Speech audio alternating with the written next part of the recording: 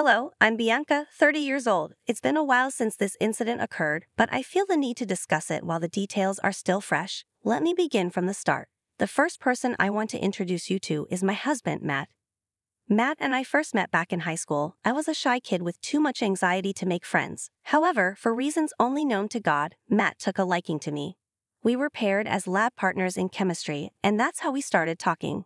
It took me a while to open up, but when I did, Matt asked me out on a date. Keep in mind that Matt was one of the most attractive guys at our school, athletic and smart. Despite being an anxious mess, I wasn't oblivious. I said yes, and our one date turned into many more. The longer I spent time with him, the more comfortable and open I became. I loved that I could finally express myself around someone. Matt was caring and understanding, never pushing me to do anything that would make me uncomfortable. I felt like I had hit the jackpot with him. Now, let me introduce you to my mother-in-law, Olivia. Olivia had faced challenges in life. Her husband, Matt's dad, had passed away when the boys were young.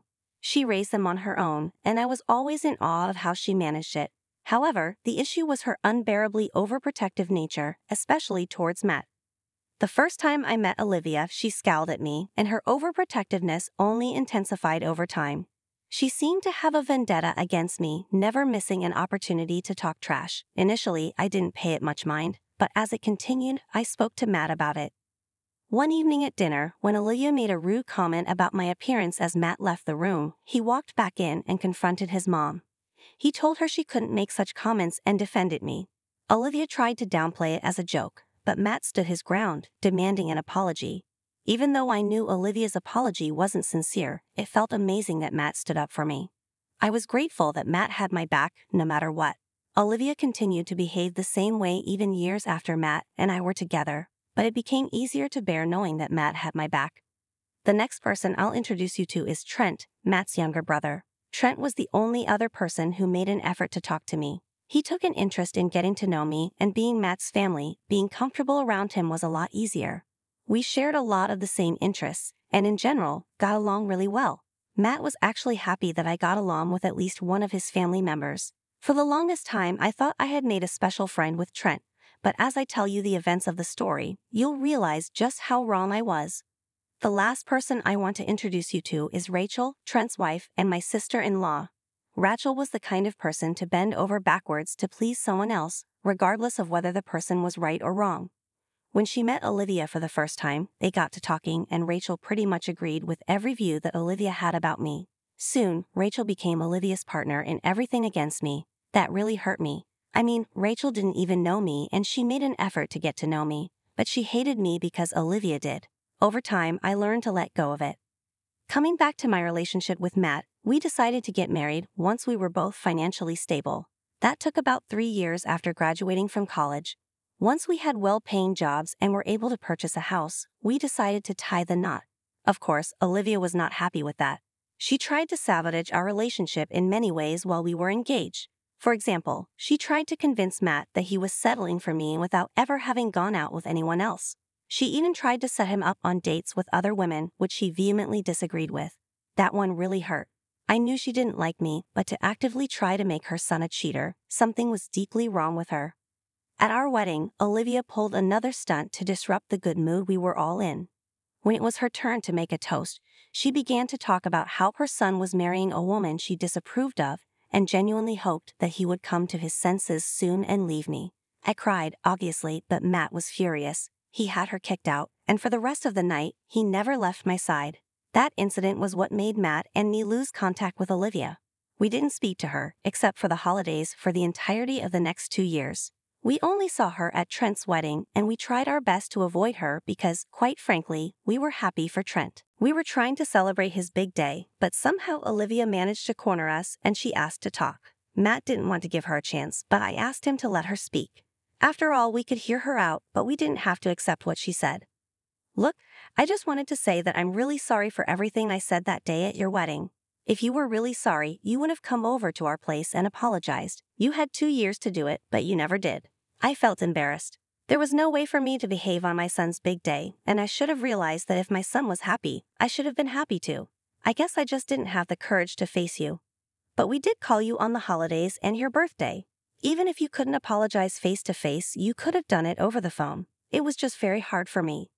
Okay, I'm still owning up to my mistake. I'm sorry, I'm still angry with you, and if Bianca doesn't forgive you, we'll go back to the way we've been operating these past 2 years. I like that Matt allowed me to have a say in it.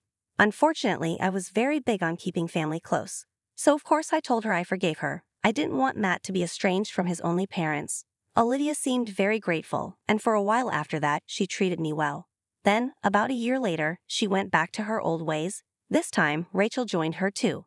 They would constantly mock me, be it in things I said or did. It didn't matter because they always found a way to make fun of me. I tried my best to let go of things and kept Matt calm too. I knew that if either of us said or did anything, it would only end with us cutting all ties with Olivia, and I didn't want that for us. But one weekend, Matt and I were rudely interrupted by Olivia, Rachel, and Trent. It was supposed to be a weekend where Matt and I would sleep in and catch up on a bunch of shows that we had started watching. But that plan went out of the window when we heard banging on the front door. I lazily made my way to the door, and as soon as I opened it, Olivia and Rachel pushed past me and walked in. Trent followed them too, each of them holding a box that looked a little heavy. As Matt walked over to the living room, I could see that he was just as confused as I was.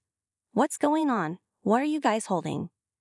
This right here is proof. Proof of what? Of you having an affair. Excuse me, what makes you think that I've been having an affair? I always knew there was something wrong with you, and I was not alone. I felt the same way too. I mean, at every family gathering, you suddenly had work once or twice. It's fine, but every single time, that's suspicious. It's not suspicious. I'm literally a nurse. You guys just happen to be there whenever I get called, and I get called in other times too. Wow, you're bold, lying right to our faces when we have proof. Matt, I swear I haven't ever cheated on you. I don't know what proof they have in there, but I promise you it's not me. Calm down, Matt, it's okay. I doubt you'd ever cheat on me. I'm just curious to see what Mom and Rachel found. Believe me, your views about your wife are about to change once you see them. How did you even get this evidence? Rachel and I hired a private investigator who followed Bianca around for the last 6 months. We just got the evidence from the PI's office and we came here straight away. That's beyond creepy and violating. What the hell is wrong with you guys? You have no say in anything, you cheating piece of crap. Enough, let Bianca and me see the evidence. I was furious at this point. What had I ever done to these two? I had always made sure that I had been out of their way, and yet they tried to come between Matt and me. To hire a private investigator to follow me around for 6 months, that made my skin crawl. Who does something that deranged to get rid of someone they don't like? I was more than curious to see what these results were. Matt looked at me, and for a moment, we had a silent understanding that everything was going to be okay. Matt knew I could never cheat on him. The reason? I have really bad social anxiety. It's almost crippling. It takes a long while for me to get comfortable with someone. He knew firsthand how he had struggled to get me to even talk to him. The last thing I could possibly do is talk to some stranger and sleep with them. Granted, working as an oncology nurse had been helping me get over my anxiety.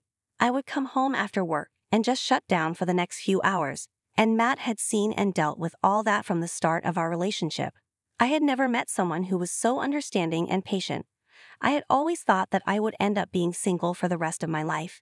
So, when the universe dropped the perfect guy for me in my lap, why the hell would I do something so horrible to him? We opened one of the boxes and saw quite a large number of pictures, and there were some of the investigator's notes paired along with them. But in all of those pictures, there weren't any clear faces. This woman did look shockingly like me, and for a second, my heart did drop. I turned to look at Matt, and his face had drained of color. I began panicking, so I searched the pictures for any signs that might prove that it wasn't me. I could hear Olivia and Rachel sniggering behind me. I was so close to giving up and crying until I came across this one picture where this girl had a tattoo on her right arm. I had no tattoos. I showed the picture to Matt, and his fear turned to confusion. It was like we were speaking in a silent language. I immediately knew that we had to figure out whose pictures we were looking at. We opened the other 2 boxes and began to scour through those pictures and notes. And that's when, in one of the notes, the investigator mentions me getting into a car with a particular license plate that looked very, very familiar. I couldn't quite put my finger on it, so I showed it to Matt. He took one look at it and burst out laughing. All of us stared at him in confusion.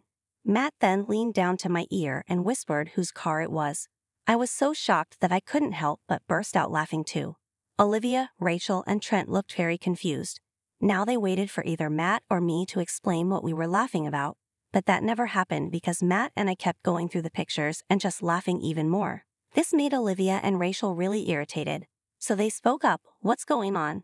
Why are you guys laughing at the proof of Bianca cheating? Yeah, are you one of those couples that don't mind a third person?" "Oh God, no, absolutely not. We just found out something really funny." "What could possibly be funny about cheating?" "Oh, that's not me in the pictures." "Yes, it is. We looked through a couple of the pictures and it's definitely you. Look at this one picture. See the tattoo on the girl's hand?" "Yeah, Bianca doesn't have any tattoos." "What if it was a temporary one she put on so she could avoid getting recognized?" "I honestly hate having tattoos on me. I've never even put a temporary tattoo on me." "Okay, well, we made a mistake. What's so funny about that?" "What's funny is the identity of the man in these pictures." "The man? You can barely make out who that is. How do you know who he is?" "Because of the investigator's notes. Here, take a look at that car plate. Do the numbers look familiar?" Rachel grabbed the paper out of my hand. Olivia and Trent gathered around her to read the paper. As soon as they read it, I could see the range of emotions that they experienced. Olivia's eyes grew wide and her mouth fell open in shock. Rachel's face went white while Trent began sweating profusely. You see, the number plate was that of Trent's car, and the more you look through the pictures, the more you begin to clearly see that the man was Trent. Matt silently passed the pictures over where Trent's face was almost clearly visible, save for either a mask or a pair of sunglasses that he used to cover his face. Now, I didn't know why Trent was cheating on Rachel, but I must admit that it was really sweet to see Rachel's world come crumbling down the same way she wanted mine to fall. I was curious to find out why Trent was cheating, but I decided to just let Olivia and Rachel start the drama. I retreated and stood next to Matt. We were both trying our hardest not to break into laughter. "Trent, what is this? Are you cheating on me?" "Listen, I can explain." "Are you serious? This is not how I raised you." "I'm sorry, but I never loved Rachel to begin with." "What? Are you serious?" "Unfortunately, yeah." "Why? What did I do that was so wrong?" "You didn't do anything wrong, Rachel. I was just in love with someone else from the start." "Who was it?" "Bianca." "Excuse me? What the hell is wrong with you?" "Man, really? You were in love with Bianca? You chose this ugly witch over me. Since when?" "I've been in love with her since Matt introduced her to us. She was just so beautiful and she was calm and quiet. I don't know, I liked that. Plus, when she did get comfortable enough with me, I found out that we shared a lot of the same interests."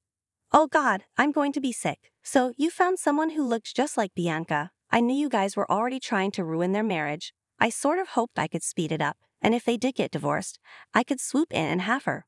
First of all, she is not some property that you can have. Secondly, get the hell out of my house. You are sick and twisted and beyond any help. I hope you rot. Never come back, never speak to me or Bianca again. As for you guys, Mom and Rachel, I want you out too." "But we didn't even do anything." "You did enough. I entertained your little game, but now I am done. It's beyond disgusting that you hired someone to follow my wife around so you could try and break up my marriage. I want nothing to do with any of you. Out." I can't even begin to describe how queasy I felt. That was the last thing I expected. I just remember Matt holding me until I started breathing regularly. I was disgusted by the way Trent saw me. I had only gotten comfortable with him because he was the only one in Matt's family who actually tried to get to know me.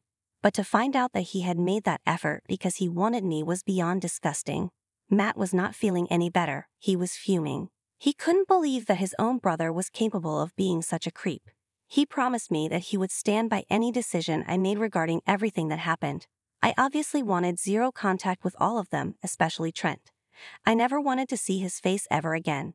Of course, Trent did try to reach out to me about a month after everything had happened. He actually tried to convince me to leave his brother. I later found out that he had sent those messages to me after he had gotten divorced and lost everything he had to Rachel. I had blocked him right away then, but when I think back on it now, it's amazing that he possessed that amount of audacity. Anyway, I had to go back to therapy for a while after that incident. I needed a place to vent about my feelings, and since it concerned his brother, Matt would get too wound up about it. He too went to therapy to sort his feelings out. It's been about a year since all of that happened. Matt and I have moved on and are living full and happy lives. We haven't seen or heard from Olivia or Rachel since then. I hope, if not anything else, that they learn to never meddle in anyone else's life. Back then, I was a mess after finding out what Trent thought about me, but now I'm at a place where I can laugh at it. I'm glad I came out of it strong and even more glad that Matt and I's relationship also grew stronger. Always make sure to be kind to all those in your life. Thanks for listening.